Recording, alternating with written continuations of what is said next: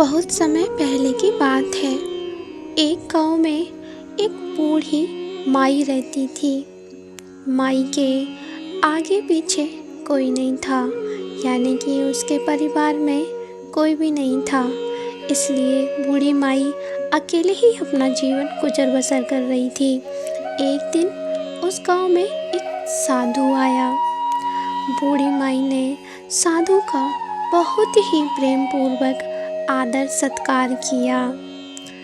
जब साधु जाने लगा तो बूढ़ी माई ने कहा, महात्मा जी, आप तो ईश्वर के परम भक्त हैं, कृपा करके मुझे ऐसा आशीर्वाद दीजिए जिससे मेरा अकेलापन दूर हो जाए। ये सुनकर साधु ने अपनी झोली से एक बाल गोपाल की मूर्ति निकाली और बूढ़ी माई को देते हुए कहा, ये लो आपका बालक, इसका अपने बच्चे की तरह प्रेम पूर्वक लालन पालन करती रहना। बुढ़िया माई बड़े लाड प्यार से ठाकुर जी का लालन पालन करने लगी। एक दिन गांव के एक बच्चे को मजाक की सूझी। वो माई के पास आया और उसने कहा, अरे मैया सुन, आज गांव में जंगल से एक भेड़िया घुस आया है जो छोटे बच्चों को उठा कर ले जाता है और मारकर खा जाता है। तू अपने लाल का ख्याल रखना, कहीं भेड़िया इसे उठा कर ना ले जाए। बुढ़िया माई को अपने लाल की चिंता हुई और उसी समय से बेचारी बुढ़िया अपनी झोंपड़ी के बाहर पहरा देने लगी। भूखी प्यासी बुढ़िया लगातार 5 दिन तक पहरा देती रही। 5 दिन पहरा देते देते वह भूख की प्यास से व्याकुल हो चुकी थी, लेकिन वो पहरा देती रही। ये सब भोलापन देख के भगवान विष्णु बहुत ही प्रसन्न हुए।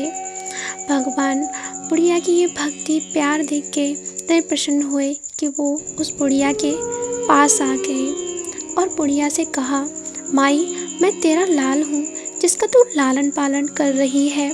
मांग, जो तू मांगेगी मैं वो जो तुझे दे दूँगा। बुढ़िया ये सब देख के गुस्सा हो गई और कहने लगी, जा रे, तू कौन है? लगता है मेरे लाल को मुझसे छीनने आया है, चला जा यहाँ से। बेचारी बुढ़िया इतनी ज़्यादा डरी हुई थी, वो घबरा गई थी। विष्णु भगवान ये देख के और भी ज़्यादा प्रसन्न हुए और बोले, बुढ़िया, मैं सच में ही भगवान विष्णु हूँ, तू मांग मुझसे, क्या मांगना चाहती है? जो तू मांगेगी मैं तुझे वही दूंगा। बुढ़िया बोली, ईश्वर, अगर आप ईश्वर हैं तो मैं आपको प्रणाम करती हूँ। मैं आपसे यही मांगूंगी कि आप मेरे बच्चे को भेड़िए से बचा लीजिए। भगवान विष्णु कहते हैं, तुम मेरे साथ चलो मेरे परम धाम, वहाँ तू और तेरा लाल दोनों ही खुश रहोगे।